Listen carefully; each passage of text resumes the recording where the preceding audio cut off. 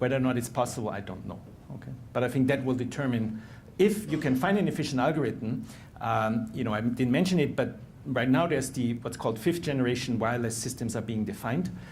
Polar codes might be options for very short lengths, not the way you described them. There's extra things on top for like what's called real-time communication, length maybe a 500 or something like that. Polar codes might be good options.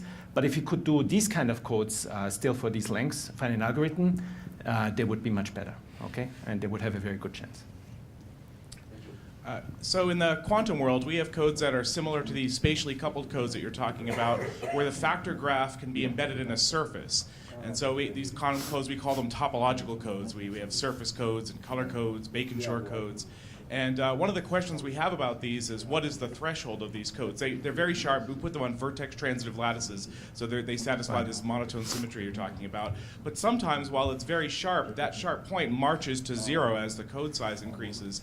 We don't have very good tools for determining whether or not the threshold marches to 0 or not. It's all very ad hoc. We have to try from code to code. So is this method that you have, can it tell you what the threshold is? And is it very generic? Depends. So the way you prove that is actually exactly using the same exit function area theorem as I didn't apply them to the spatially coupled one, but to show that this threshold is equal to the math threshold of the underlying code, you use exactly the idea of this area theorems and exit functions. So it's this extra ingredient that we have that allows us to determine where the threshold happens.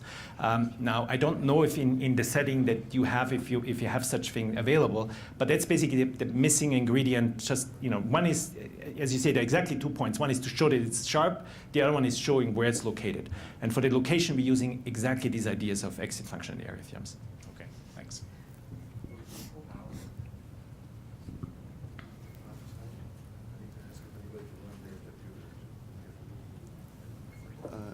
Okay, so because next speaker is still looking for a quantum computer, classical computer to do the talk, so maybe one more talk, and then please, anyone, if you have a computer for John, let him know, okay? Yeah, maybe one more question.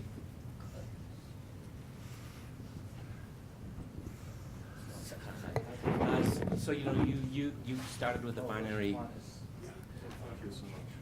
Okay, whatever. You started with the binary ratio channel, and then you constructed your kind of pre-coding.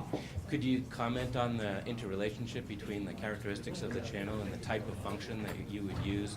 It's the same. It's exactly the same code. It's exactly the same thing. The only difference for depending on the channel, you're picking different positions. So the actual quality. So in general, you're computing what's called the Bhattacharya constant, which is for the erasure channel. It's just the erasure probability, and these numbers in general can be different for different channels, or are different. So it turns out that in either case, the fraction of good channels is the right fraction, but which of the channels are good is different. So they're not universal. So one in the same position might not be good for, let's assume which is good for the erasure channel might not be good for the Gaussian channel. So there's nothing to be gained by trying to optimize the no, there's gain. So there is. So you can look at, depending on the functions, the speed at which they converge can be different. Okay, and so there has been lots of work on trying exactly. So one of the downsides of polar codes is that this speed is not very large. Okay, so for finite length codes, they're not, you know, it takes long blocks to get close to capacity,